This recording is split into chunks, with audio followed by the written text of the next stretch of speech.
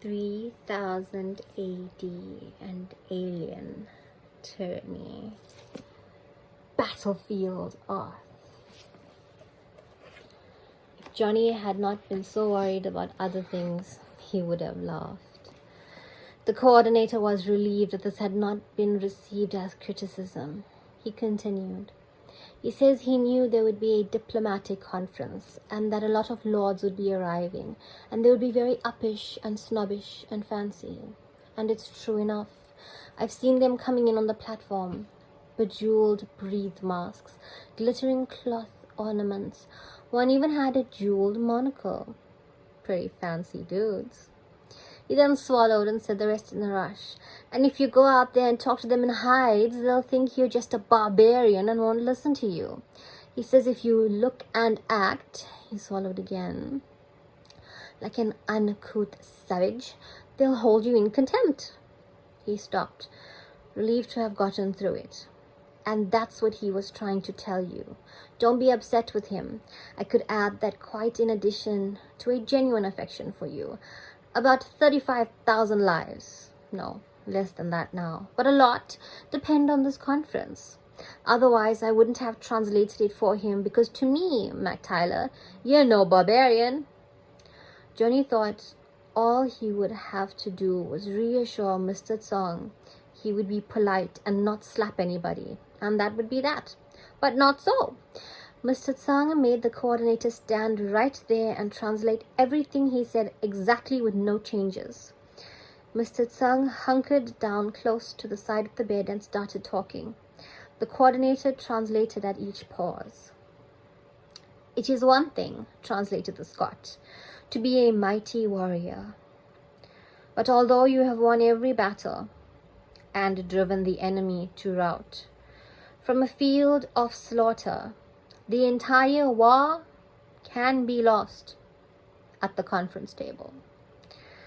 Johnny digested that. They actually hadn't won the war yet by a long ways. But even if they did, they could lose the whole thing in that conference room. He had known that, but he was impressed. Mr. Tsang had obviously sought this job, not as somebody who cleaned up a room, but as an advisor. Well, heavens knew he needed the advice. He had come up with no ideas. Your attitude, the coordinator continued to translate, as little Mr. Tsang spoke on, must be calculated to impress. A lord is used to handling inferiors. He is impressed by being handled as an inferior. Be haughty. Do not be polite. Be cold and disdainful. Be distant and aloof. Say, this old man is really wringing out my Mandarin. That's real court Chinese he's talking. Mr. Tsang motioned him not to add his own comments. Do not, the Scot obediently translated, agree or seem to agree to anything. Your words can be tricked into seeming to agree, so avoid the word yes. They will make preposterous demands they know they cannot attain, just to gain bargaining points. So you in return should advance to them impossible demands, even if you feel they won't agree, and who knows, you might win. All diplomacy is a matter of compromise. There is a middle ground between the two opposite poles of impossible demands, which will become the eventual treaty or agreement. Always work for the most advantageous position you can get. The Scot paused. He wants to know if you've got all that. Yes, sir, said Johnny. And welcome.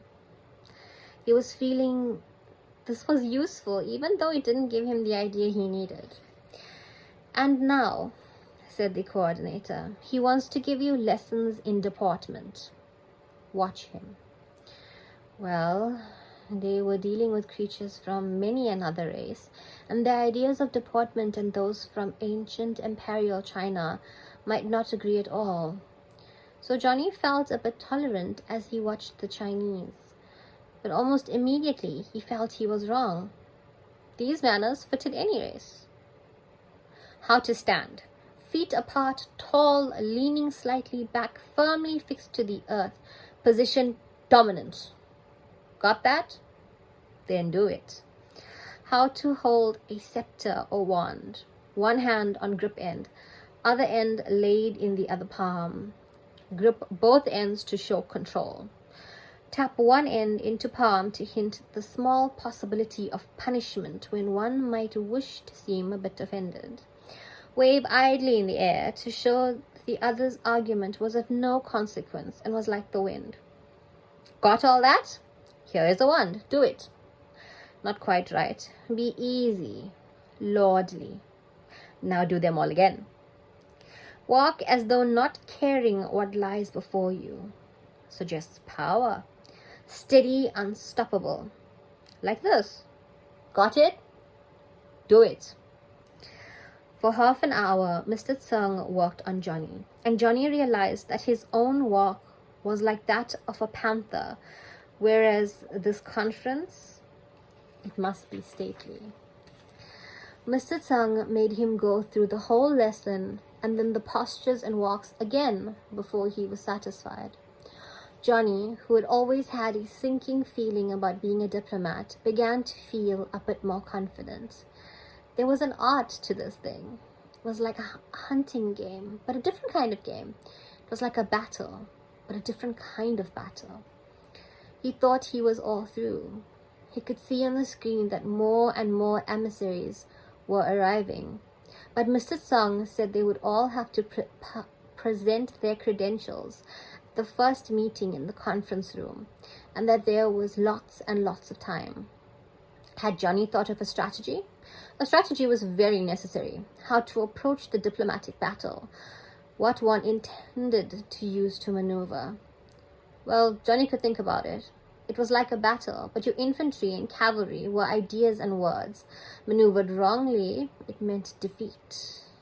Meanwhile, they had to handle this other matter, and leaving Johnny a bit mystified, Mr. Tseng went out in the hall.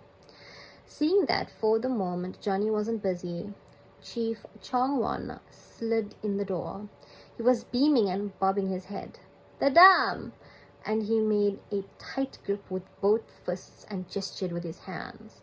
The outflow is decreasing. The level of the lake is rising." He bobbed his head vigorously, bowed deeply, and vanished. Johnny thought, well, that was one thing that had gone right. The power wouldn't go off and leave some diplomat parked in some wrong space.